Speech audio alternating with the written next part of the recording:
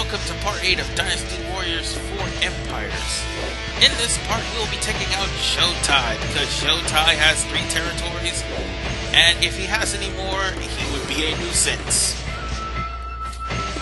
And once again, this is starting to get really dangerous, as most of the enemies are starting to become level 2 and level 3.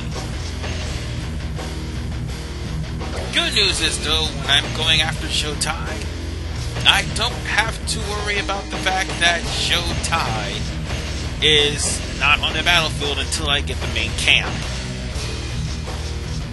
You think things would go good, right? I hope so, for my sake. Now, for the last thing I need to get... You know what? I should get a Secret of the Orbs. Wing boots suck. Anyway, okay, wing boots aren't that bad, but still, I would have rather if I had got the Secret of the Orbs, because at least I would have had a longer effect on the orb that I have right now, or more powerful effect. Anyway, today I'm going to be talking about the officer affair policies that appear in the strategy session. Pretty good. I've already mentioned promote in 2 other videos, so I'm not going to talk about that, but I will talk about tutor. I think I did mention this one too. Tutor is a card that for 3,000 gold allow you to level up whoever the officer is that happens to be present, well, whose name happens to be present on said policy card. Next up, we have wide search and local search. Now, let me be straight with you about this one. For these 2, you need to have enough land for you to search for the best officers. And unlike Dynasty Warriors 5 Empires and Samurai Warriors 2 Empires, you will not see what officers are roaming in your area. I just want to point that out right now. Even if you, right now, at this point in time, would go to the menu before you start a battle, you will only see what officers occupy the enemy territory and your friendly territories, which is all of 10, or probably all of 20 in your case. The more territories you have, the better off you are with wide search. Just thought I'd bring that out to you, and local search as well. And the same can also be said with recruit. Now, unlike local and wide search, recruit is a flat rate of 2,000, whereas local and wide search can vary from 1,700 to even 4,000, depending on the territory. We've taken over the enemy stronghold. So be careful and hope to God that you have enough money in order for you to actually cover the recruitment. And recruiting is only a flat rate of 2,000, and you can recruit either up to 1 officer that's in your force, or, well, between 1 officer and up to 10. Well, that's the broad range of choices, that's what I meant to say. I have to get that straight. But the higher your broad range of choices are, better officers will appear. We've taken over the enemy stronghold. And so long as better officers appear, granted you have to shell a lot of cash for said better officers, still, if better officers appear, then you will probably have better things to work with and hopefully fit them into your army in the best way possible, as opposed to Dynasty Warrior 6, where you have to pray to God that the Great Search or recruiting cards actually give you something good, like an officer, preferably not Diao Chan, unless she's in your group from the start. And preferably not Lu Meng. I am in your debt. But if you have more lands, then you'll have more officers to work with, hopefully. I would hate to be you right now. Other times, you may end up with like a whole slew of strategists, who one of them may barely even have a set of goals where strategies are not involved. It all depends on luck. That's all I have to say on that. And next we have, finally, Bribe and Entice. Now here's the difference between these two, and I can get a little bit in depth of this. Entice will lure an officer with a product that's in development. Say your prayer. It will not lure I'm in your debt. an officer in with a product that's already made. I will defeat you. And what is with all these goddamn officers?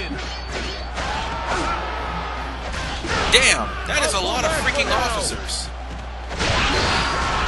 Anyway,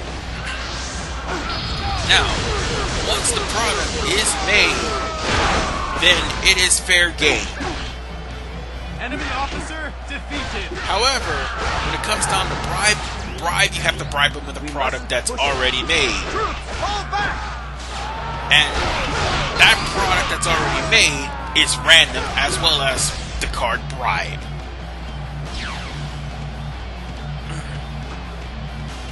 And those are basically the cards. But here's the thing. Entice is not random.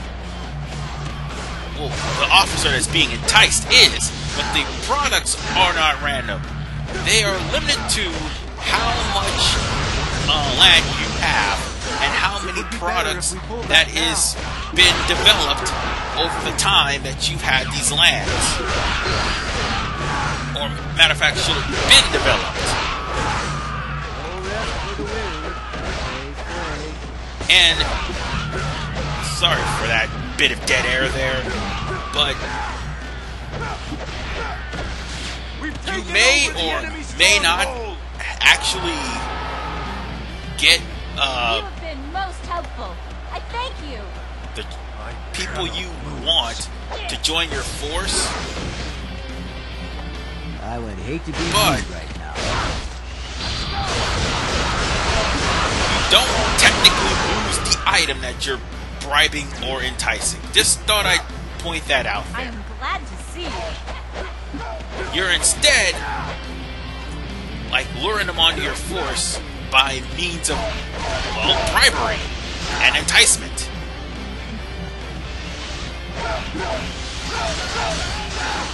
And then again, I just want to point out one thing, and I just thought about it too.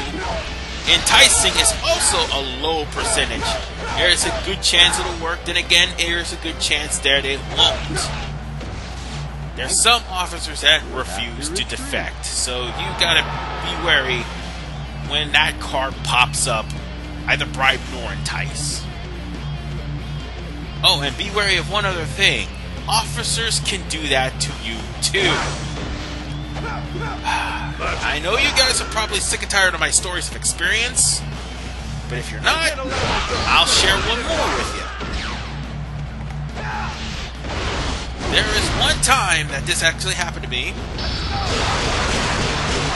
One of my officers got enticed. Only it was a created character. Yeah.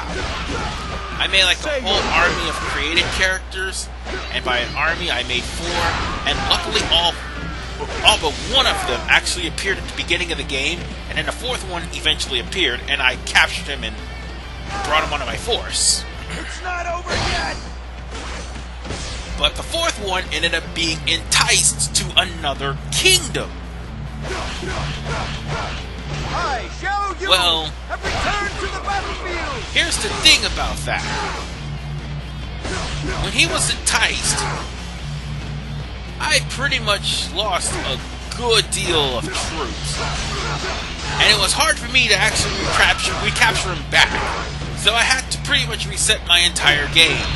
And what's worse, that 4th created character out of the entire group was level 5.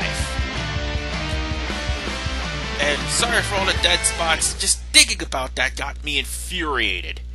That yes, it can happen to you too. But nonetheless, we've defeated Zhou Tai, and Zhou Tai's entire lands belong to us.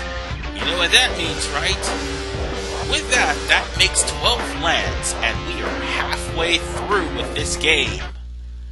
But oh boy, I'm not going to recklessly charge at the leaders of these lands just yet. Well, not at the ones with more than 4. No. See these rulers with... You know what, I should have got one of these guys. I really should have. But something's telling me not to get them.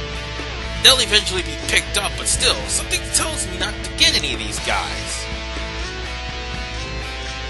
But anyway, with the rulers with more than 5 lands, I'm just going to have to knock them down to 3 before I actually attack them. That way, hopefully I get a better officer in my disposal, and more importantly, I do something about this guy.